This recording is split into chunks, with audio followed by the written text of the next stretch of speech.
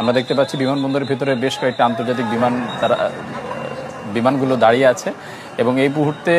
আগুন নিয়ন্ত্রণে এখনো পর্যন্ত যে ফায়ার সার্ভিসের 31টি ইউনিট তারা সর্বাত্মকভাবে চেষ্টা চালাচ্ছে আগুন নিয়ন্ত্রণ করার জন্য এবং পাশাপাশি রিমোট কন্ট্রোলিং সিস্টেমের মাধ্যমেও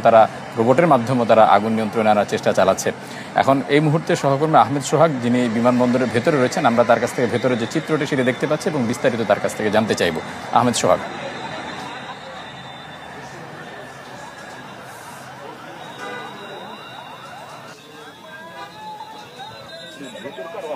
কার্গো স্টেশনের আমদানি কার্গো স্টেশনের যেই জায়গাটায় আগুন লেগেছে সেই জায়গাটা দলিপাড়া যে একটি এলাকা আছে সেই এলাকার একটি বিল্ডিং এর ছাদ থেকে আপনাদেরকে দেখানোর চেষ্টা করছি বিমানবন্দরের ভেতরকার অংশ, অর্থাৎ কার্গো স্টেশনের আমদানি কার্গো স্টেশনের যেই জায়গাটায় আগুন লেগেছে সেই জায়গাটার ভেতরের দৃশ্যটা আমরা দেখতে পাচ্ছি। আমরা এখান থেকে কিন্তু অনেক দূরে আমরা অবস্থান করছি, তারপরে কিন্তু আমরা আগুনের লেলিহান শিখাটা যে আছে সেই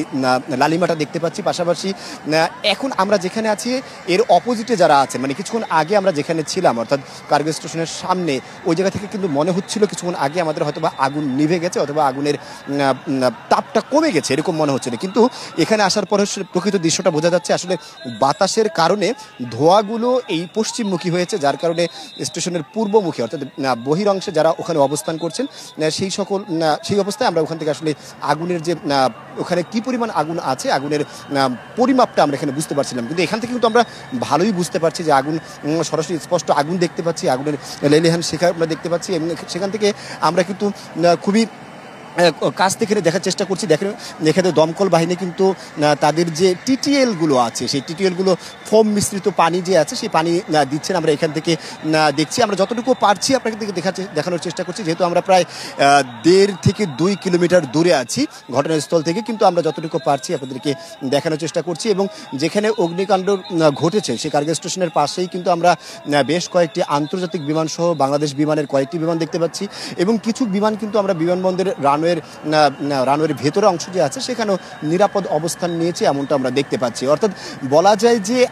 কার্গো স্টেশনের যে জায়গাটায় যে আগুন লেগেছে, অর্থাৎ যেখানে সাধারণত কেমিক্যালজাত প্রোডাক্ট আমদানি করলে সেগুলো মজুত রাখা হতো এবং ফার্মাসিউটিক্যাল প্রোডাক্ট যেগুলো আছে সেগুলো আগুন লাগলে মজুত করা হতো, সেই জায়গাটায় আগুন লেগেছে এবং ভেতর থেকে বেশ কয়েকটি ইউনিট যেমন কাজ করছে আগুন নেভানোর জন্য, ঠিক একই রকমভাবে কার্গো স্টেশনের সম্মুখভাগ যে জায়গাটা আছে অর্থাৎ যেখান থেকে যাত্রীরা তাদের মালামালগুলো গ্রহণ করে থাকেন সেখান থেকেও তারা চেষ্টা করছেন এই টিটিএল দিয়ে ফোম মিশ্রিত পানি দেওয়ার জন্য। অর্থাৎ এই যে পানিটা তারা দিচ্ছেন এখানে কিছু রাসায়নিক দ্রব্য এই পানির মধ্যে আছে যেগুলো অতিমাত্রায় কার্বন সংবলিত, যার কারণে এগুলো যখন পানি আগুনের মধ্যে দেওয়া হবে তখন সেখানে অক্সিজেনের স্বল্পতা দেখা যায়, আর অক্সিজেনের স্বল্পতার কারণে আগুন নিভতে সহায়তা করে, আগুন জ্বলতে সহায়তা করে না, এরকমটাই আমরা কিন্তু জানি। সুতরাং এই ফোম মিশ্রিত পানিগুলোই কিন্তু তারা প্রতি মুহূর্ত দিচ্ছেন, অর্থাৎ তাদের যতগুলো টিটিএল আছে প্রায় 5-7টা টিটিএল এসেছে এবং কিছুক্ষণ আগ পর্যন্ত প্রায় আমি আধা ঘন্টা আগ পর্যন্ত যে তথ্য জেনেছি সেই তথ্য মতে প্রায় ফায়ার সার্ভিসের 13টি স্টেশনের 31টি ইউনিট এখানে কাজ করছে শুধু ফায়ার সার্ভিসের। এছাড়া বাংলাদেশ সেনাবাহিনী, বাংলাদেশ বিমান বাহিনীরও বেশ কয়েকটি অগ্নি নির্বাপন ইউনিট এখানে কাজ করছেন। পাশাপাশি আমরা দেখেছি যে সেখানে বাংলাদেশ সেনাবাহিনী, বাংলাদেশ বিমান বাহিনী এবং বাংলাদেশ বিমানের বেশ কয়েকটি মেডিকেল টিমও কিন্তু এখানে কাজ করছেন এবং এই পর্যন্ত দেখেছি অনেকগুলো অ্যাম্বুলেন্সে করে তারা কিন্তু যারা এই দমকল বাহিনীর সদস্যরা যারা এখানে কাজ করছেন, যেহেতু এখানে কাজ করাটা কিছুটা জীবনের ঝুঁকি নিয়ে তারা এখানে কাজ করছেন, সুতরাং তারা এখানে কাজ করতে গিয়ে আহত হচ্ছেন। RICL TMX, যুগের পর যুগ স্থাপনা থাকে মজবুত এবং অনেকেই দগ্ধ হচ্ছেন। আমরা বেশ কয়েকজনকে এরকম দেখেছি প্রায় কিছুক্ষণ আগে যে তাদেরকে দগ্ধ হওয়ার পরে তাদেরকে এখান থেকে বের করে নিয়ে যাওয়া হচ্ছে। অর্থাৎ বলা যায় সামগ্রিক অবস্থা থেকে সেই দুপুর 2টা বাজে যে আগুন লেগেছে, 2টার পর থেকে এখন প্রায় 5টা বেজেও অতিক্রম করেছে, 5:15 মতো বাজে। এই প্রায় 3.5 ঘন্টা ধরে আগুন এখনও জ্বলছে এবং খুব হলফ করেই বলা যায় না যে আগুন নিভে যাবে, অর্থাৎ আগুন নিভতে কতটুকু সময় লাগবে সেটা কিন্তু ফায়ার সার্ভিসও এখনও পর্যন্ত আমাদেরকে নিশ্চিত করতে পারেনি এবং ফায়ার সার্ভিস এই 3.5 ঘন্টার মধ্যে এখনো পর্যন্ত কোনো ব্রিফ করেনি। পাশাপাশি বাংলাদেশ বিমান এবং বাংলাদেশ বিমান বাহিনী বা সেনাবাহিনীর যারা আছেন আইন শৃঙ্খলা রক্ষাকারী বাহিনী তারাও কিন্তু এখনো কোনো ধরনের ব্রিফ করেনি, অর্থাৎ তারা সর্বাত্মকভাবে এখন চেষ্টা চালিয়ে যাচ্ছেন এই আগুন নেভানোর জন্য, অর্থাৎ এই জায়গাটা তারা মনোযোগ দিয়েছেন এবং বাংলাদেশ ফায়ার সার্ভিসের 31টি ইউনিট ঢাকার 15টি স্টেশন থেকে এসে এখানে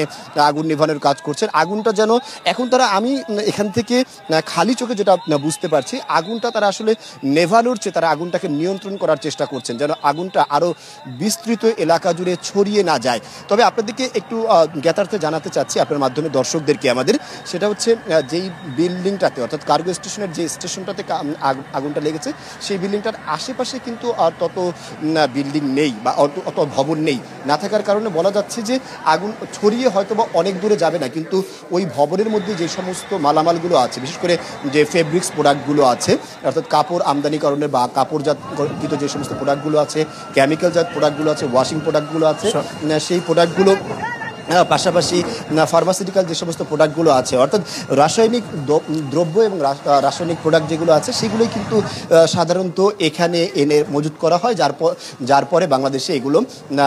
আমদানি করা হয়, এমনটাই আমরা জানতে পেরেছি। অর্থাৎ যেহেতু এখানে রাসায়নিক প্রোডাক্ট আছে, আর কিছুদিন আগেও মিরপুরে একটি রাসায়নিক কারখানায়, গুদামজাতকরণ কারখানায় সোহাগ, আমরা বুঝতে পেরেছি আগুনের যে ভয়াবহতা সেটা আমরা দেখতে পাচ্ছি, আপনার মাধ্যমে দর্শকদেরকে দেখাচ্ছি। আপনি থাকুন নিরাপদ দূরত্ব বজায় রেখে।